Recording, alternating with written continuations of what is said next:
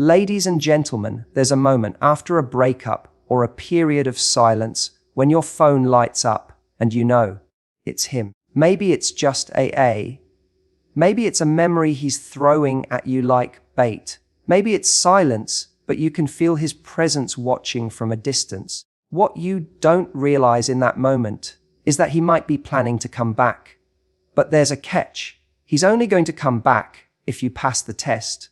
You see, the test began the moment he walked away. It's not written down. It's not spoken, but it's there, quietly measuring you every day. He wants to see something. He wants to see if your world stopped spinning without him. He wants to see if you're still checking your phone every 5 minutes for his name. He wants to see if, the moment he gives you the smallest breadcrumb of attention, you drop everything and run. And here's the part that might sting. This isn't about romance. This is about power. You think it's about whether he still loves you, but for him, this test is about whether he still owns you. When someone walks away, we often take their absence at face value. We assume they need space, they're confused, they're figuring things out, or maybe they just don't care enough to stay. But sometimes that disappearance isn't about a clean break, it's about observation. It's about pulling back far enough to see what you do without them. In other words, their absence isn't really absence at all. It's a quiet presence in the background, like they're watching your life through a window they've deliberately stepped away from. They're not just gone. They're gathering data.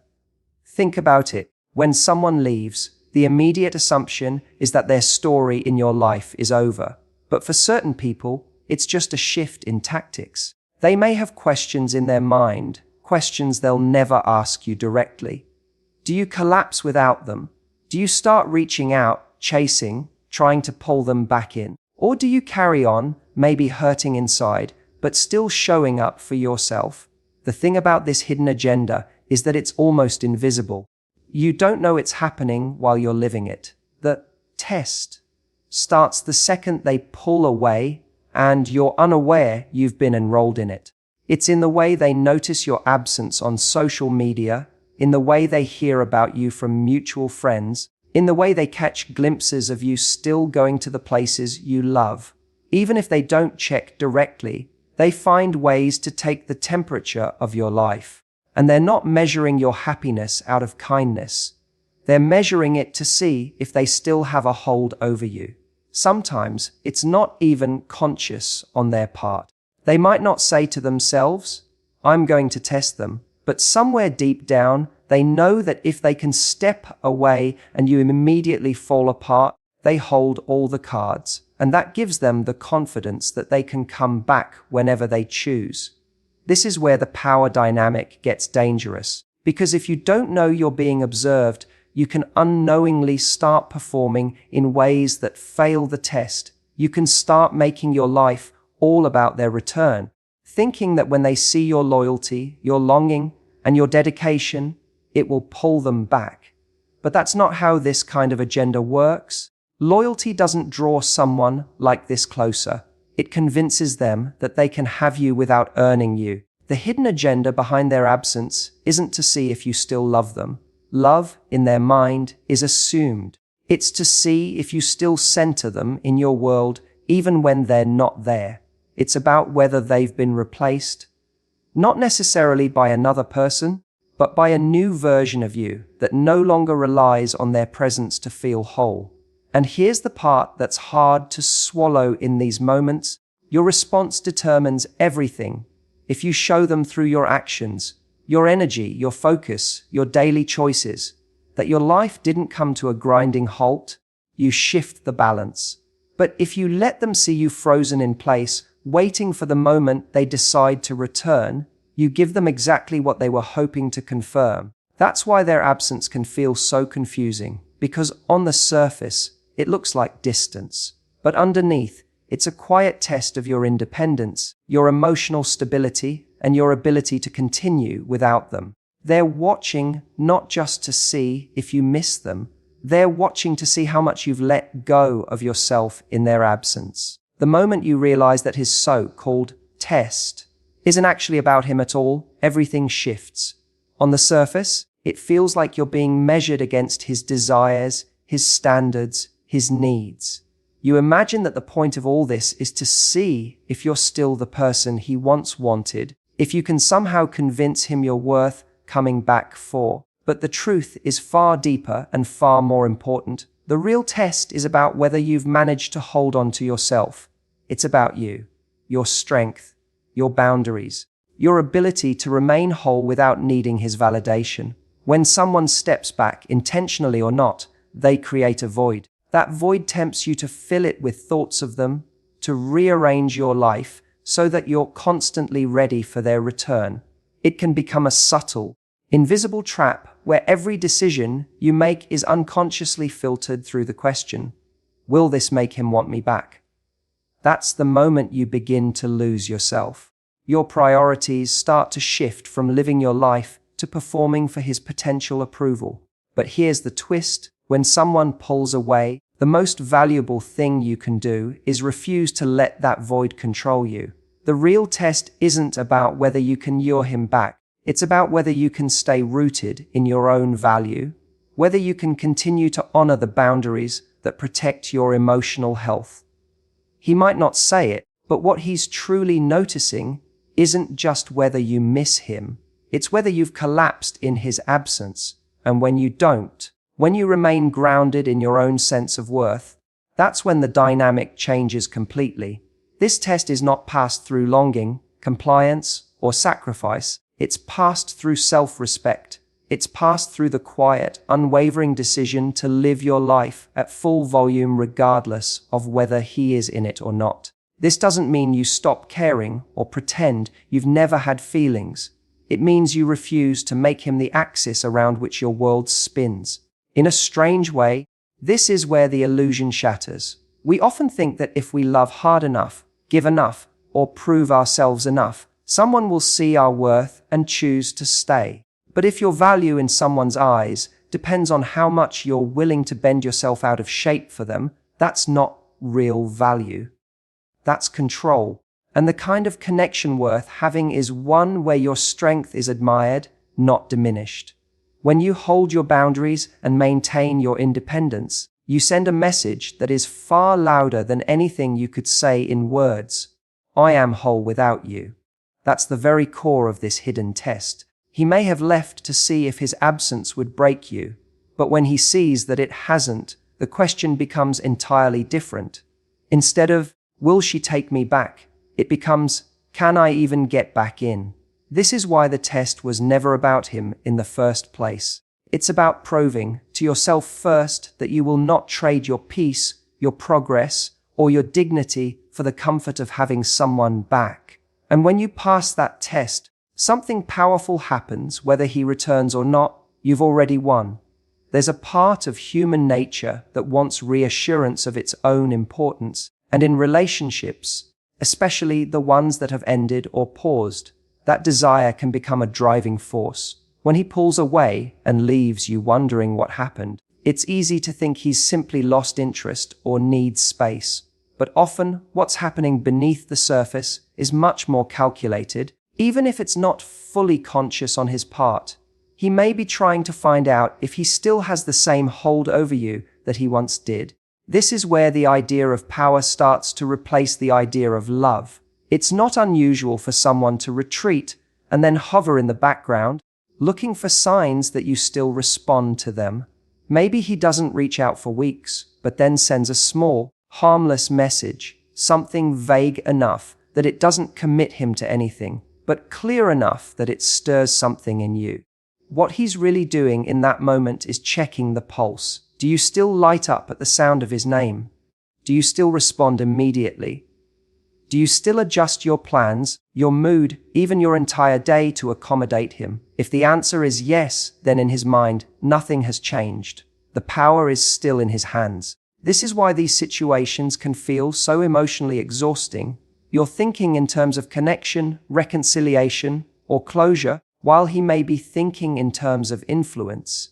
If he can see that you're still emotionally anchored to him, he knows he can come back at any point without putting in real effort. The respect and effort that fuel genuine attraction aren't necessary for him because he's confirmed you're already within reach. The way people test this power can be subtle. Sometimes it's through mutual friends. They casually ask about you or listen closely when your name comes up. Sometimes it's through social media.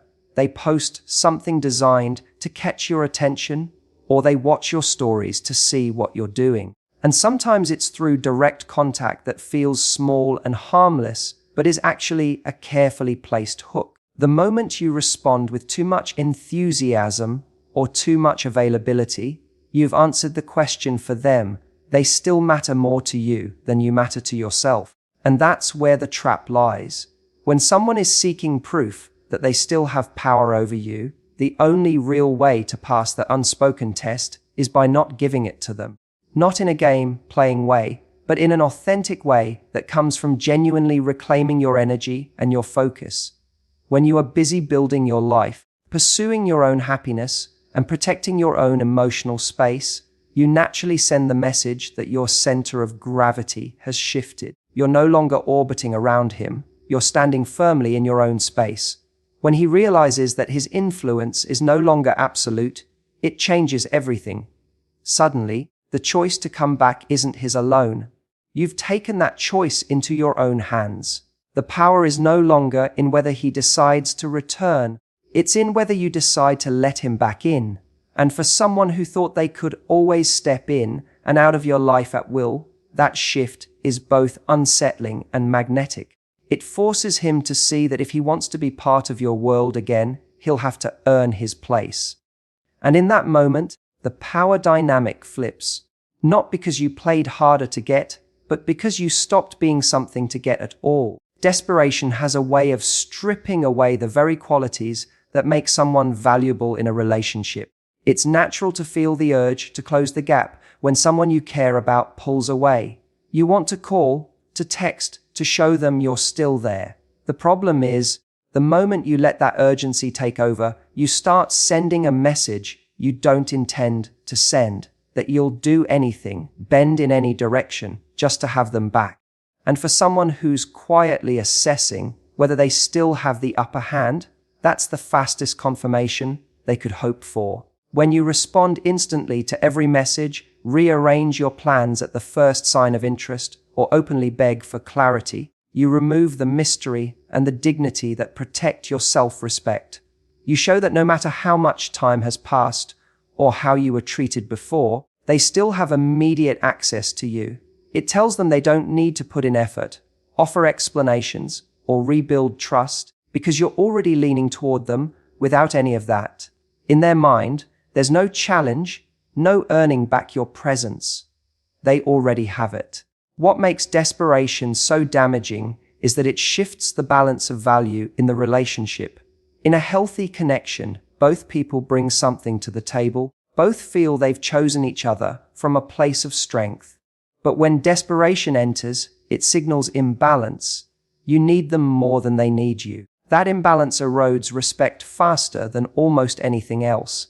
The other person begins to feel they have nothing to lose because your attachment is guaranteed no matter how they behave. It's important to understand that withholding desperation is not about playing games. It's not about acting cold or pretending you don't care. It's about maintaining your standard and refusing to abandon yourself just to keep someone interested.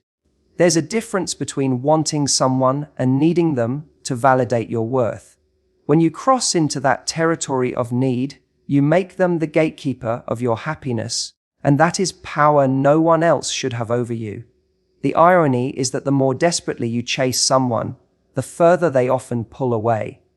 Not because they're cruel, but because desperation removes the qualities that attracted them in the first place: your independence, your self-assurance, your sense of self. People are drawn to confidence, to someone whose life has momentum with or without them. When you make another person the center of your emotional universe, you stop being the person they were once drawn to and become someone orbiting around their attention. Passing this unspoken test requires you to hold back from that impulse to prove yourself. It means letting their absence be what it is without rushing to erase it.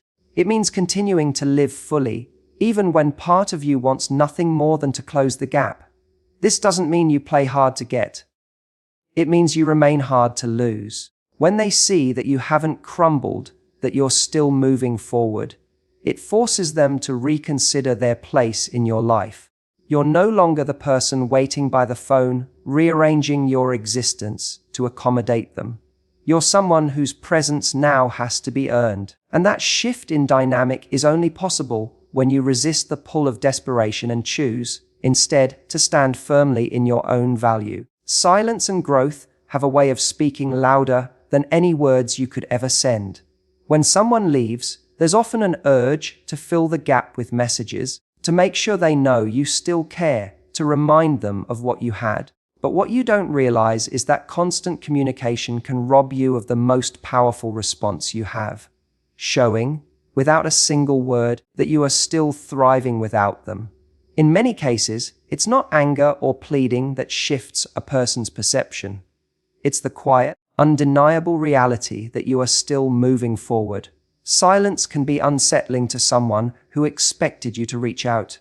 They might have assumed that the moment they disappeared, you'd start chasing. They may have counted on your inability to sit with the space they created. So when you don't rush in to fill it, you disrupt their expectations. Your lack of pursuit forces them to sit in the consequences of their own absence. It invites them to ask questions they didn't expect to ask.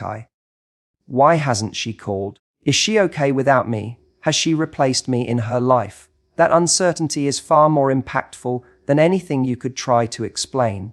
But silence alone isn't enough. If you disappear but do nothing to grow, you're just hiding.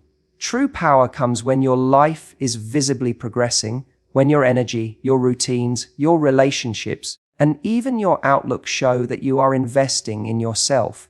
This isn't about pretending you're happy for the sake of appearances. It's about genuinely doing the work to become a better, stronger, more fulfilled version of yourself.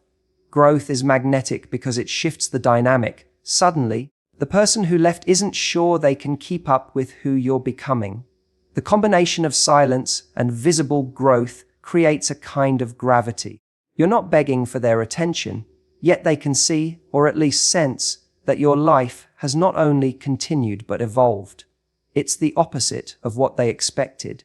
They might have assumed they could come back at any time and find you in the same place, waiting, still emotionally tethered. But growth shatters that assumption. It shows that their absence didn't stall your life, it propelled it. There's also a deeper psychological shift that happens here. When you focus on growing instead of chasing, you reclaim your emotional energy.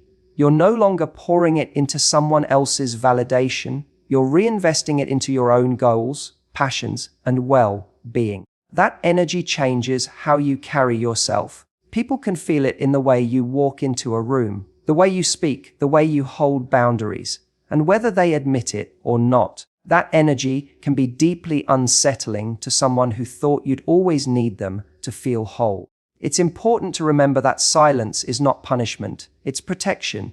It gives you space to think clearly, to heal without constant interference, and to build something worth protecting. It keeps you from making reactive choices that weaken your position. And when you combine that silence with real personal growth, you send a message that doesn't just reach them, it resonates.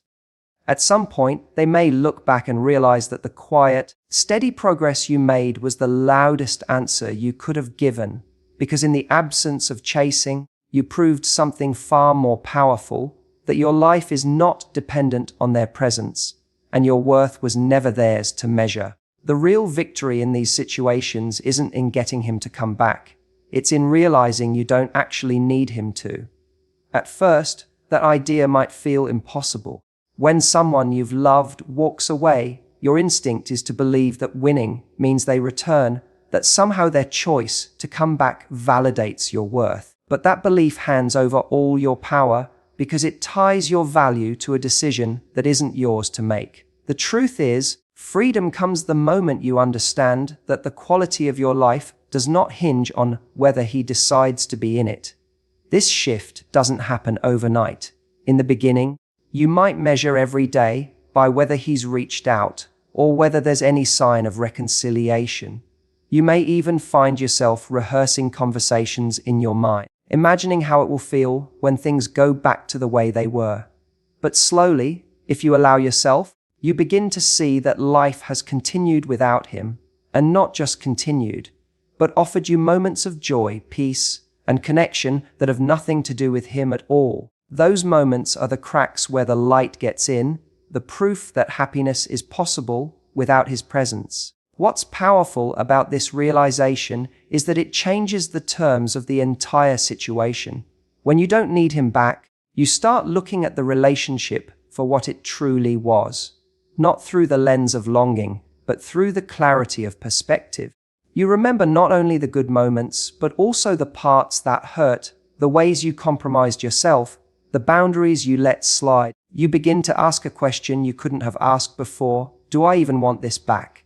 Needing someone creates a kind of blindness. It makes you overlook red flags, excuse disrespect, and accept less than you deserve, because the fear of losing them outweighs your commitment to yourself. But once you step into the space where you know you'll be okay with or without them, that blindness starts to fade. You begin to see that a relationship should add to your life, not be the thing that holds it together. And if it isn't adding to your life in a meaningful, healthy way, then having it back isn't a win. It's a setback. The irony is that this very mindset, the one where you no longer need them, is often what makes someone want to come back. Independence is magnetic. Self-sufficiency is attractive. When you are no longer seeking their approval to feel whole, you present a version of yourself that is stronger, more grounded, and more selective about what you allow in your life. But by the time you reach this point, their return no longer feels like salvation. It feels like an option, one of many, and one you'll evaluate against the standards you've built for yourself. That is the true victory. Not their presence, but your ability to choose without fear. Not their interest, but your freedom to decide whether their return aligns with the life you've worked to create. It's standing in a place where their absence doesn't define you and their attention doesn't control you. And when you arrive there, you're no longer trying to pass their test. You've created a new one they'll have to pass if they want a place in your world. When someone who left decides to come back, it's easy to slip into the mindset that the power is automatically in their hands, that they get to decide whether or not the relationship starts again. But the truth is, if you've used their absence to grow, to strengthen yourself, and to rebuild your life, then the dynamic has shifted. You're no longer the person they walked away from, and that means their return isn't the final word. It's the opening question. They don't just get to choose you, they have to earn you. Setting the terms when they return isn't about punishment or revenge. It's about protecting the standards you've built in their absence. You've learned, and maybe the hard way, that giving someone unlimited access without requiring effort is a fast track to losing your own self-respect. When you've done the work to create a life that fulfills you on its own, you can no longer afford to let someone waltz back in without showing they can meet you at the level you now live at. This means you decide the pace. Just because they send a text, call, or even show up at your door doesn't mean you drop everything and let them back into the same position they once held. You control how quickly, or even if, they regain your trust. You decide what conversations need to happen before you open yourself up again. You determine the boundaries that must be respected if they want to be part of your world. And here's the crucial part. You're not doing this to play hard to get. You're doing it because you've realized that love without standards is not love, it's surrender. If they truly want to be in your life, they should be willing to match your energy, your effort, and your respect. If they resist that, it tells you everything you need to know about whether they deserve another chance. By setting the terms, you also protect yourself from falling back into old patterns. It's easy to be swayed by nostalgia, by the familiarity of their presence, by the emotions that come rushing back. But without intentional boundaries, you risk stepping into the same dynamic that caused the break in the first place. The only way to ensure a different outcome is to insist on a different process this time. This also flips the emotional script. When they left, you may have felt powerless, like they had the final say over the relationship's fate. But now, their return isn't the end of the story, it's just the start of a new chapter, one you're writing with a stronger pen. You're no longer waiting for their approval, they're waiting for yours. You're no longer trying to prove you're worthy, they're proving they deserve the new version of you. And perhaps most importantly, setting the terms keeps you in alignment with your own growth. You didn't do all this work, healing, building, strengthening, just to hand over control the second they decide they're ready. You've created a life that feels good, a foundation that's stable. Letting someone back in now is not about filling a void. It's about seeing if they can bring genuine value to something that's already whole. When you approach their return from this place, you realize you're not desperate for them to stay. You're simply open to seeing if they can rise to meet the person you've become. And if they can't, you're willing to let them walk away again, because you know now that your life, your happiness, and your worth aren't dependent on anyone else's decision.